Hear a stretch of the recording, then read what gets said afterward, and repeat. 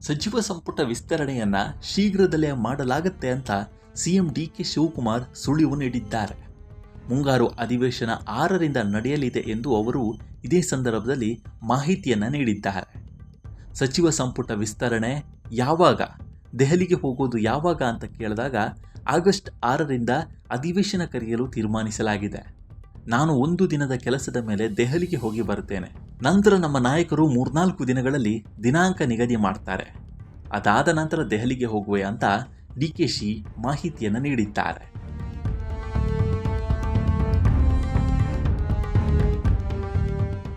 ಸಚಿವ ಸಂಪುಟ ವಿಸ್ತರಣೆ ಪದೇ ಪದೇ ತಡೆ ಆಗುತ್ತಿರುವ ಹಿನ್ನೆಲೆಯಲ್ಲಿ ಡಿಕೆ ಶಿವಕುಮಾರ್ ನೀಡಿರುವ ಹೇಳಿಕೆ ಮಹತ್ವವನ್ನು ಪಡ್ಕೊಂಡಿದೆ. ಈಗಾಗಲೇ ಅವರು ದೆಹಲಿಗೆ ತೆರಳುವ ಬಗ್ಗೆಯೂ ಮಾಹಿತಿಯನ್ನು ನೀಡಿದ್ದಾರೆ. ರಾಹುಲ್ ಗಾಂಧಿ ದೆಹಲಿಗೆ ಬಂದ ಬಳಿಕ ಸಚಿವ ಸಂಪುಟ ವಿಸ್ತರಣೆಯ ಬಗ್ಗೆ ಚರ್ಚೆ ನಡೆದು ಅಂತಿಮ ತೀರ್ಮಾನ ಕೈಗೊಳ್ಳುವ ಸಾಧ್ಯತೆ ಇದೆ. ಕಾವೇರಿ ವಿಚಾರದಲ್ಲಿ ನಾವು ರೈತರನ್ನ ಬದುಕಿಸಬೇಕು, ಕುಡಿಯುವ ನೀರನ್ನು ಪೂರೈಸಬೇಕು, ತಮಿಳುನಾಡು ಪಾಲಿನ ನೀರು ಹರಿಸುವ ಕೋರ್ಟ್ ಆದೇಶವನ್ನು ಪಾಲನೆ ಮಾಡಬೇಕು. 15ರಂದು ಕಾವೇರಿ ಮಂಡಳಿ ಸಭೆ ನಡೆಯಲಿದೆ. ಆ ಸಭೆಯಲ್ಲಿ ನಮ್ಮ ರಾಜ್ಯದ ವಾದ ಮಂಡಿಸ್ತೇವೆ, ನಂತರ ತೀರ್ಮಾನವನ್ನು ತಿಳಿಸ್ತೇವೆ ಅಂತ ಸಿಎಂ ಡಿಕೆ ಶಿವಕುಮಾರ್ ಅವರು ತಿಳಿಸಿದ್ದಾರೆ.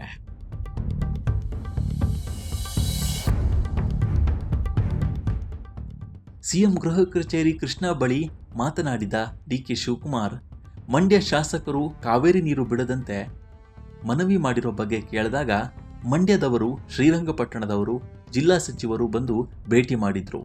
ಸಭೆ ಬಳಿಕ ತೀರ್ಮಾನ ತಿಳಿಸ್ತೇವೆ ಅಂತ ಹೇಳಿದ್ರು. ಕೆಪಿಎಸ್ಸಿ ಅಧ್ಯಕ್ಷರ ಅಮಾನತಿನ ಬಗ್ಗೆ ಕೇಳಿದಾಗ ರಾಜ್ಯಪಾಲರು ಈ ಆದೇಶ ಮಾಡಿದ್ದಾರೆ. ಅವರ ನಂತರ ಯಾರು ಹಿರಿಯರು ಇದ್ದಾರೋ ಅವರಿಗೆ ಜವಾಬ್ದಾರಿ ನೀಡುವಂತೆ ನಿರ್ದೇಶನ ನೀಡಿದ್ದೇನೆ ಅಂತ ಡಿಕೆಶಿ ತಿಳಿಸಿದ್ದಾರೆ.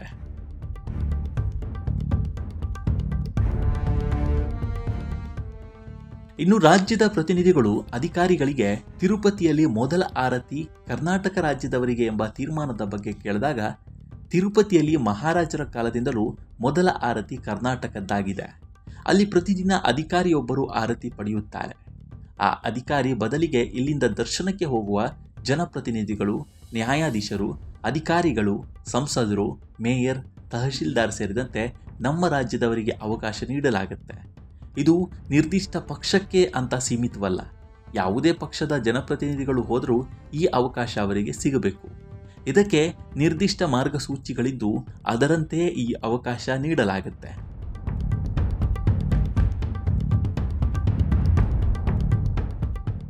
ನಮ್ಮ ತೀರ್ಮಾನ ಕೇವಲ ಆರತಿ ವಿಚಾರಕ್ಕೆ ಮಾತ್ರ.